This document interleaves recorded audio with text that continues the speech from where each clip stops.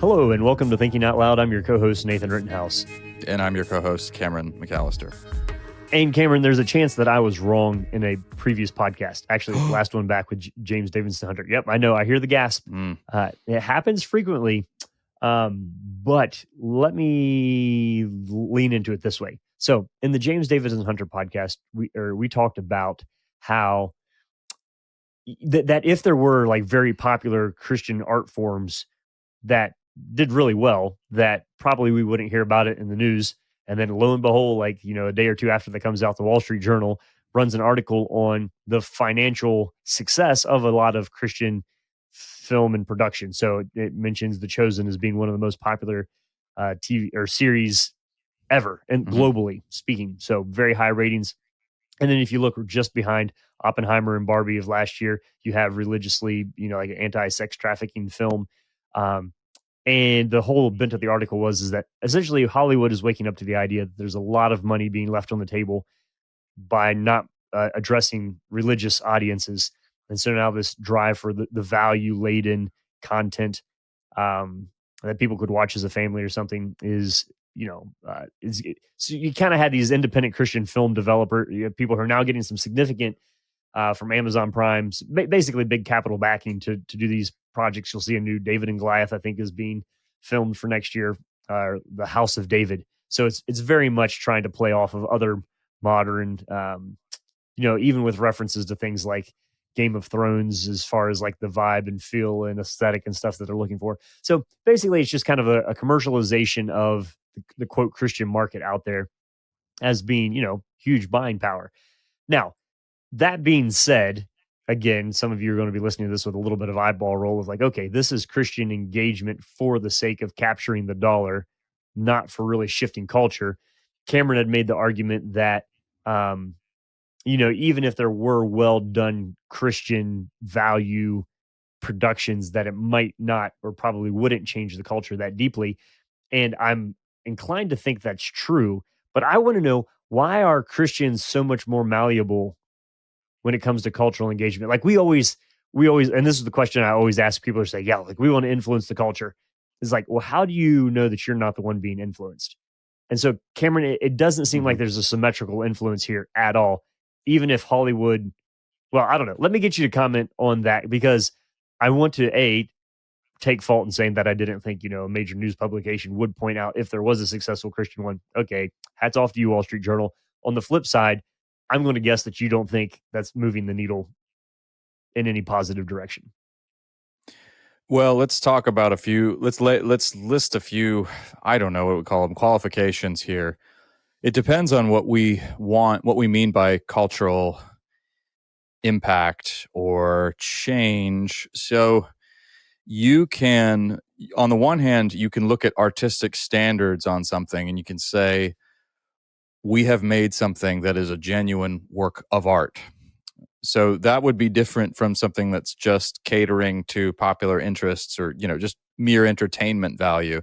That would, let's take a great film. Let's take Tree of Life by Terrence Malick, widely acclaimed to be one of the great directors living right now. Okay, so in a sense, so it's a great work of art. It's remembered, it's esteemed, it's cherished by film lovers, it's taught, maybe. Great critics write about it. That's one measure of cultural influence. It influences a whole new generations of filmmakers, that sort of thing. Okay, so that's there's a trickle down effect there. There's also there's that famous quote that everybody draws on, and you bring it out a lot from Middlemarch about the diffuse ways in which positive influence actually, works its way out. And in that sense, positive spiritual cultural engagement can't be quantified in the same terms that other thing. You don't cash it out in the same ways we do with other systems of measurement. So box office success alone is not going to be the pure measure of cultural impact. I mean, in that sense, you could look at a film like Mel Gibson's The Passion of the Christ, which was a box office sensation. And now, it's a polarizing film. some people have pointed out that it's almost like a horror film, and that it's the brutality of it is so savage and some say excessive. But I'm just illustrating how, the one question, you've got one question of how do we Commercial measure success is not positive cultural change. Right. There you go. You just said it for me really quickly. Yeah. So if we're Christians and we're thinking in spiritual terms, we're not necessarily averse to commercial success, but commercial success is clearly not going to be your sole means of measurement, even though for many, let's face it, it is. But we would say, well, that's wrong. It ought not to be the guiding principle. Which brings us to the next question. You said, okay, who's influencing whom here? And here we have a thorny issue in America because American Christianity is very populist and tends to favor that sensibility. And so I think if we're going to speak about it in maybe if we try to paint it in a fair light, we would say many people think that if you want to engage culture well, you have to speak in the culture's language. You have to meet people where they're at and on their own terms. Sometimes it's possible to do that and maintain the integrity of the Christian vision of life. Sometimes it isn't. We happen to be in a cultural moment that in most of its outworkings is deeply anti-Christian in the sense that it's fiercely individualistic. It has an idolatrous view of the self, and it has a view of freedom that's at odds with the Christian conception of freedom. Now, that doesn't mean that you can't make art that reflects those ways of thinking, because that's reality as we live it. But if you want to give to the world a vision of Christ and his kingdom, it's going to necessarily be countercultural. And that's where we're feeling a lot of tension, because if we're pulled in the directions of the culture, and we're trying to dress the gospel up in certain ways, this is always a perennial temptation. I've talked about the fine line between trying to make it more accessible and then moving from adapting to capitulating. And you can see that temptation. That's a pretty big one. Or on the other hand, you see this very understandable project of a lot of these smaller studios. They will crowdfund, they'll do a Kickstarter or something like that. And there's nothing wrong with this, by the way. Yep. And they'll launch a show like The Chosen. And it will, and many of these independent movies that they make, will be. I can't remember the name of the one with Jim Caviezel, but yeah, it was a huge success at the box office. But here, and this is not meant to be discouraging at all. I want to say both and here.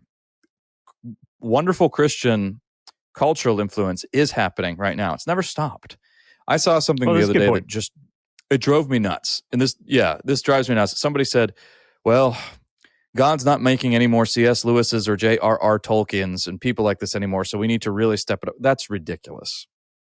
And if you think like that, I want to push back on that and challenge you. Get him, Cameron. Get him. Every human being's a one of a kind. But people saying, where is today's C.S. Lewis? There are wonderful creative geniuses out there who happen to be Christians making stuff right now. The problem is often if you have a really nostalgic mindset, you're going to have a hard time seeing them because you're not paying attention to the people who are around. But also, they will the people who do that kind of work look different in different generations. C.S. Lewis was a good fit for his age. That's where he worked. He was a faithful servant in his time. So was Tolkien. So was Walker Percy. So was Flannery O'Connor. But so is Marilyn Robinson right now. So is Terrence Malick right now, and on and on. There are many. Ron Hansen, that's a Catholic novelist right now who you may not have heard of, but is doing wonderful, powerful, very challenging work. So that's still that continues apace. But so I just want to say that there. I think for the record, a lot of good stuff's happening, but the notion that The Chosen represents some major shift, I would say, whoa, not so fast. I don't think Nathan's wrong. It may have been covered by the Wall Street Journal. It may get nods from other, industry, giants and film magazines. But remember James Davison Hunter's distinction that both Nathan and I really thought was helpful between weather and climate. You can have, shifts in the weather, which are relatively superficial, and sometimes they're, pop-up showers, so to speak. And you have those. But the underlying climate, culturally speaking, has shifted pretty decisively. But in that a is way, and away from a Christian mindset, I would say. Yeah. I think that is the frustrating thing, though, for a lot of Christians, is to say, okay, so you have something so say that The Chosen has phenomenal market value in that it doesn't change the culture, but it highlights and it reminds people that there are millions and millions and millions of people who like and want to watch something like that.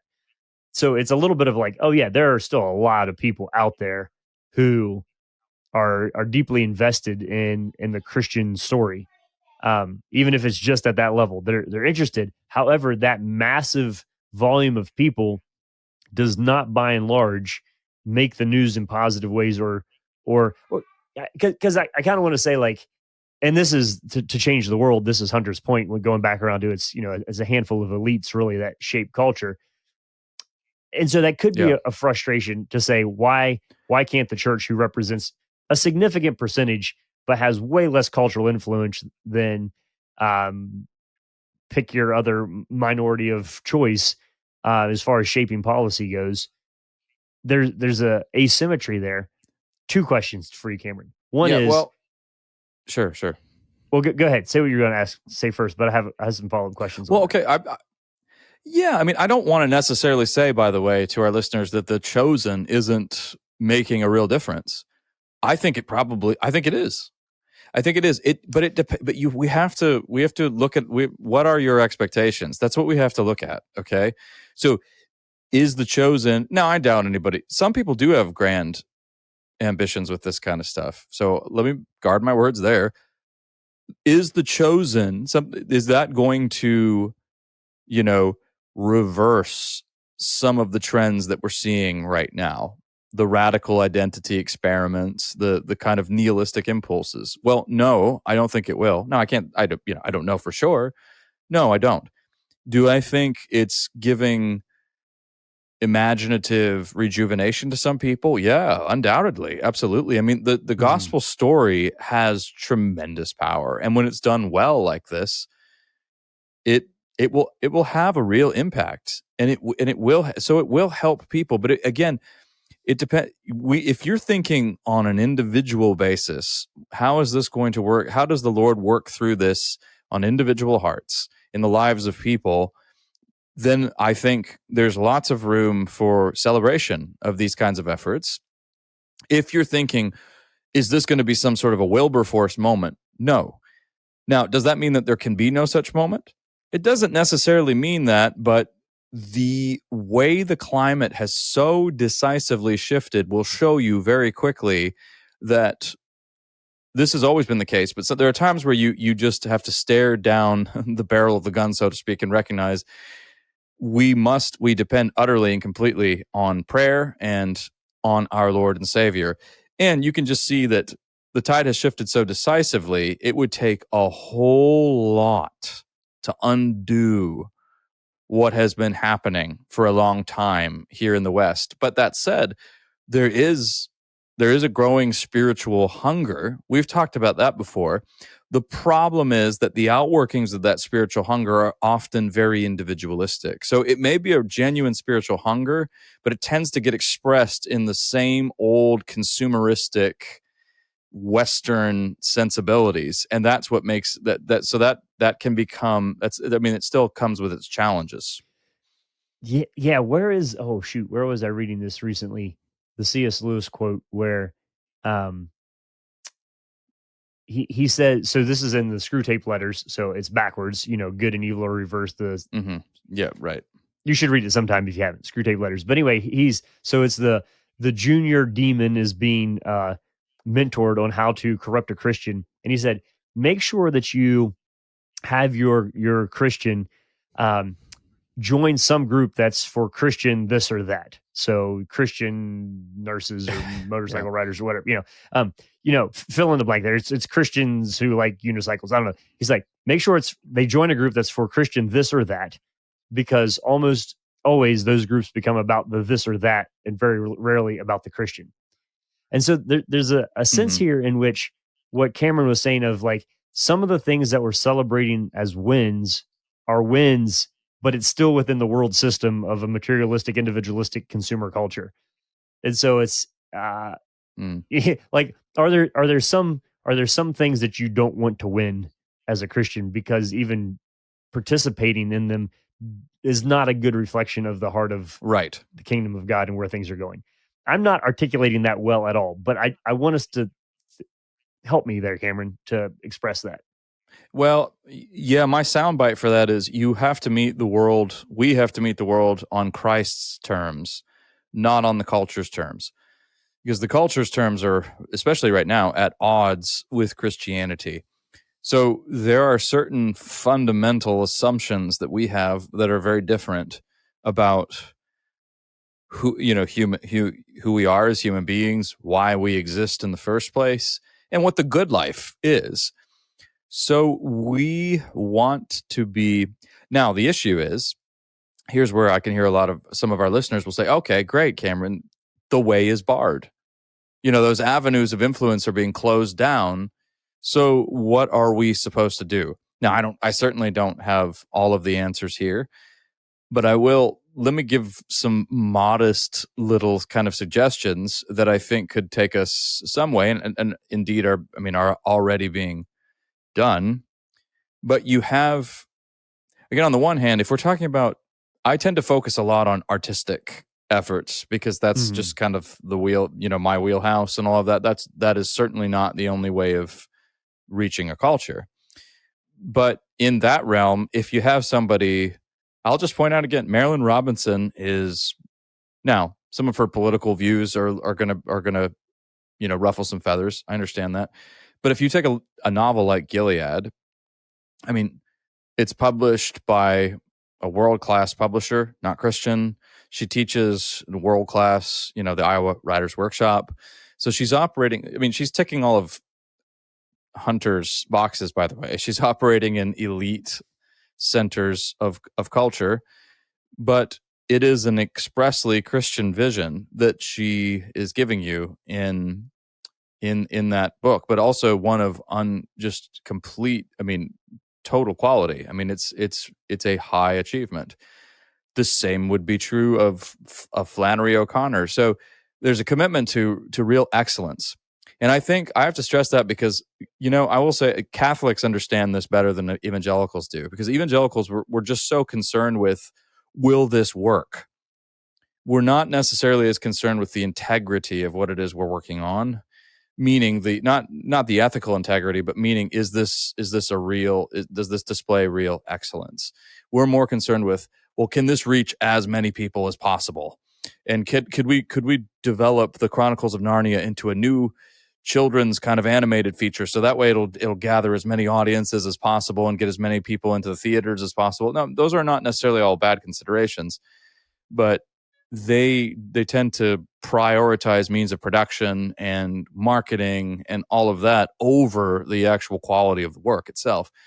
So if there's a commitment to real excellence, then people are still open to persuasion, and that will speak volumes. So I mean, that might sound like me howling into a big great windstorm, but in a sense that's what Christians are always doing. We're way at war in a great kind of cosmic battle, but we're on the victorious side, and we're humbled by that and chastened by that, and we don't need to worry. But because we don't need to worry, we don't need to worry so much about fitting in. I'm definitely not Cameron, articulating this very well, but anyway. let me make it more complicated before we go forward. I want to read you some words of Jesus Mm, in the middle of the Sermon on the Mount, or toward the end. Enter through the narrow gate, for wide is the gate and broad is the road that leads to destruction, and many enter through it. But small is the gate and narrow the road that leads to life, and only a few find it. Now, we can get into a long mm, theological discussion about the significance of that and the Sermon on the Mount and where that fits in and all of that. But that popped into my mind as we were thinking about this, like many, few, who gets the numbers and all of this, where actually Jesus wasn't trying to maximize audience size by his teaching. He certainly could have done that if he wanted to. Um, that there's something about like viewing versus a way of life that troubles me. I guess to bring this back around. So how do we do something productive with this rather than just like keep talking in circles around it? Is to say that if I'm trying to shape a way of life, which is what Christ is teaching, a way of life, how do I? Because in my mind, and maybe this is the deceit of it all, is that it doesn't seem to me like it doesn't seem to me like film is a way in which the way that I live my life is changed, or it doesn't seem like music is a way in which my life is crafted or oriented or changed.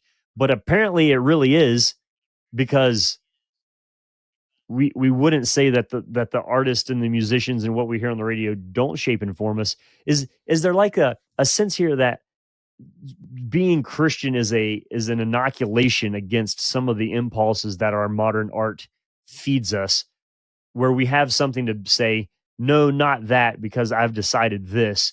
Where if you're not a Christian, you don't have, there's no choice there. It's this or nothing. And so to me, is like a lot of advertising just seems really, really silly and really, really obvious and really, really a bad choice on some things. You're like, I cannot believe that sales pitch works. Like, why are they? And then you've got to you start thinking like, clearly it does work, or that it's there for a reason, because apparently people are buying this for that price for that reason. So it works. Some of it's my inability to to be probably honest about what really influences me or doesn't, and the second part to say, yeah, I guess I just often sit there with my jaw wide open of like, wow, that really is a thing that, and so as a Christian, the whole thing just seems like a weird, disorienting, convoluted thing to me that doesn't make any sense. Well, we're in a crisis of meaning in our culture. And so the way advertising works these days is it gives to you almost no information whatsoever about the products and a whole lot of information a whole lot of a kind of a vision of a kind of life. Of the kind so of person love is what makes a Subaru product. a Subaru doesn't tell you anything about the transmission. Is that what you're saying? Right. But if you look at the way advertising is shifting now in interesting ways, especially on social media, it's really influencers who do all this pushing. And that, again, because now the vision is even more powerful, because it's not just some silly little skit on an ad. It's this person you follow and you watch their monologues all day long. But I'm saying, who gets life advice from somebody from their phone? Nathan.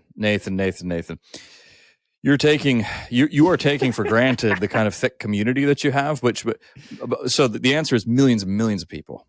And I know. I'm only slightly being cynical here, but I'm saying, how do you? It hurts you. It hurts you. Yeah, it does, because it makes the church look like a bunch of pansies if we're involved in it. Like, how can you be so easily swayed? So, but it works because people who have no sense of meaning in their lives whatsoever are desperate for it, and they see somebody with a six-pack who appears to. Now, of course, what they're getting is likely a highly curated and completely dishonest vision of the person, but they see somebody who's in great shape, has a beautiful home in the background behind them, appears to be very successful, has wonderful work-life balance, begins every day with a 3-minute cold plunge, and then runs 6 miles, and then, eats the best, 6, eggs, and has the most healthy routine you've ever seen, meditates every day, and they just have perfect skincare routine. And so whatever they're using, by the way, in those videos, the stuff just starts to sell itself. And if you look at comments, it's always funny. What are those shoes you're wearing right there? What is that stuff you're using on your face? What is that cream? Even, it doesn't matter. It's not just women. This is men, women, everybody buying into it. Yeah. Well, that's what I'm very uneasy. See, that whole scenario is built on a vision of the good life that is why at odds with Christian assumptions of what the good life is. Now, Christianity is not opposed to being healthy. Of course not. Your body's a temple of, it's not, but Yeah. So do we need Christian quote influencers? I know we're going to step on some toes. I'm aware there are Christian influencers. I'm aware there are some in the Atlanta area who are, have crossed paths with them. Yeah. So I will go ahead and say, I'm not saying it dogmatically. I'm saying this is from my standpoint. That's a mistake. It's a misguided effort. We don't need lots of really nice cameras set up all over the home of some Christian influencer. Okay, let me as jump an on this alternative to let me go with you here. redeem the quote influencer Because space. I think so that's if naive I and think silly. of like people that I know who are doing well, who are living solid, faithful lives for the sake of Christ, and you ask them, who are the biggest influences in your life? 9 times out of 10, it's going to be a mother, an aunt, an uncle, a grandparent, the person they sit beside at church. And I mean, the list just goes on of like people who have zero social media presence. In fact, like, good on you if you have somebody deeply influential in your life that you actually know and have a relationship with. So when I look at how the church is built and its grandeur and splendor and stability, Jesus asked some guys to walk around with him for a couple years. There's a part of this here that where I'm kind of like pessimistic on like, oh, how are we so easily swayed on some things? Yep. The other side is we have phenomenal advantage, I think, as Christians to leave lasting impacts and influences on our neighbors and our children and our grandchildren and our future families. And like, this comes back to what you were saying, Cameron, about like the world only needed one C.S. Lewis. Apparently, God thinks the world needs one of whatever it is that you are. So how do you do that and not try to contort yourself into a carbon copy of somebody who has 3 million followers on YouTube? True of all of us. Yeah. So yep. You have to think about influence differently. You gotta, you gotta get out of this. Let's play the game. Let's play the fame game again. It's always, this is thinking about. So even Davison Hunter, so he'll talk about if you want just seismic cultural change that we measure with all of our, economic, media, politics, all of those science, all those traditional spheres of, measurement that we look at, those institutions. Yeah, it's going to be through our elites. It makes perfect sense. But if you, and I'm reading his book right now, his Democracy and Solidarity. But what he also talks about, though, are the deep sources of culture. Now that gets below the surface. That's the deep stuff that doesn't get talked about. That's how sensibilities get changed. And you know what that is? A lot of that has to do with how we live our everyday lives and how your aunt affected you or somebody else in your family, for better or for worse. And that's where real human sensibilities are shaped, where life is actually lived on the ground. So those are two different ways of looking. I mean, there are two aspects of cultural transformation. There's, on the one hand, the movers and the shakers are traditionally going to operate through elitist kind of centers. And that's not mean discriminatory. That's just the way things are. If you went to Harvard, you're in different circles. Yeah. So if you're a Christian scholar and you came through Harvard or something like that, yes, you have higher spheres of influence. Okay. But that doesn't mean you can't make any cultural difference because they're the deep sources of culture. That's how we all live our lives. And we need to remember as Christians, we're spiritual creatures and all human beings are. And what we're called to do is follow Christ in his way, and he will work through us. Sometimes some of us might end up on a trajectory that looks a little bit like C.S. Lewis. His face was on the cover of Time magazine. Should that be the goal? No, that wasn't C.S. Lewis's goal.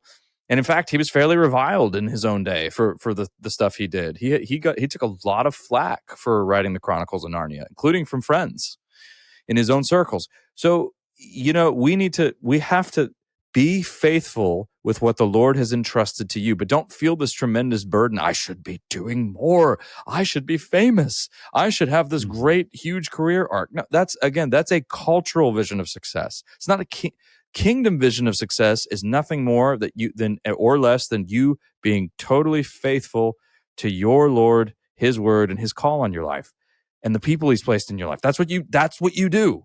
And it sometimes it might not be good for you if some it did. notoriety. Most of the time, it won't. I wonder if And, we shouldn't be looking for that anyway. So here's the thing. Can we separate out a distinction? Yeah, it might not be good for you if it did. Between influence and manipulation? Because can we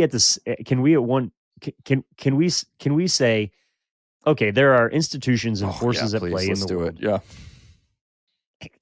I hate the term influencer, by the way. I hate it. It's the one that's being used. It's in common currency. The other day I was working with some guys who term. Yeah, building an addition, doing a roof, and there were some rafters that weren't quite lined up where we wanted, and so you take a big hammer and you knock them, and so where you want them, like to get them lined up, and so we called the hammer, there's hand me the influencer, right? So you're going to influence the thing to move it. It's a big old hammer called the influencer, but really there's a difference between being influenced, which I think is subtle, and manipulation, where you feel like you have to do the will of the powers that be. What's interesting about the time that we live in is that I think influence, we're choosing to be influenced. We're not being manipulated. So if you're a Christian, you're not manipulable. You can't be forced to do something at the behest of another power. And the extreme form of that opposition is martyrdom, obviously. But if you're listening to this in the United States, you're not a martyr. So you don't have to. You can say no to other powers, because if you worship God, you don't have to worship something else. So I think making a distinction between manipulation to say I don't have to jump when something else barks is there, that I'm not forced to buy these socks or this deodorant or any of this other thing, that the choices that I'm making based off of the powers that be are only the ones that I accept. Therefore, the changes that I see happening within me are conscientiously the directions that I'm choosing to grow. So there's almost like I have a desire to focus on myself. So obviously the self-help, self-care thing is going to be exciting for me. Or I have a desire to look good. So obviously the cosmetic industry is going to do well. I have a desire to. So what we see really is like these little inclinations of our heart, broadly categorized throughout history as vices, that then entire industries spring up supporting throwing fuel on the flame of that vice to some degree. And so I think that's why you often see these beautiful images of really stable Christian people, not counting myself against them, but knowing amongst them, but knowing people who just seemingly aren't swayed at all by a lot of the shenanigans and ridiculousness of the world, because they frankly don't care or have time for that. And their lives are about building good things, not watching other people do stuff. And so I think that's the heart of the spiritual disciplines for us in our own discernment as we watch all of this happen, is to really not make it about, over there, or, teenagers these days, they're just fall for any kind of Instagram. No, it's not true. It's like you yourself. I have to daily pick up my cross and say no to a lot of things, and not always choose the path of least resistance, and not always get excited about everything that tells me exactly what I want to hear. That is not the way of Christ. I think that's the narrow path there. The narrow gate is to say that the intentionality to which Christ calls us to goes against our inmost nature and desires, and therefore you're never going to have a mass-marketed popular media campaign that pats you on the back as you choose to follow Christ. The end. It can't be done. That's what I've concluded. We have, I think, probably kicked the hornet's nest a little bit here. But these are the topic of cultural engagement is fraught, and especially in our moment right now. And so we have more to say about this. We will return to the subject, but our hope always here is not to do your thinking for you. You're perfectly capable of that. We know that. But really just to get the wheels turning and to, we hope, inspire some good discussions and conversations in your own circles. And we hope you carry this on. And of course, if you want to, you can also do that on TOL Connect, where these conversations continue and where sometimes you good folks take us to task and sort us out, which we need. So very helpful. Thank you for doing that. And also, thank you for tuning in. In case you missed it in all of this, you've been listening to Thinking Out Loud, a podcast where we think out loud about current events and Christian hope. Thanks for listening to Thinking Out Loud. If you'd like to learn more about what we do, book Nathan or Cameron, or if you'd like to support us financially, whether through a one-time donation or on a monthly basis, you can do so on the donate page at www.toltogether.com. That's toltogether.com. And please consider leaving us a 5-star rating and sharing this content with your friends. It really does help.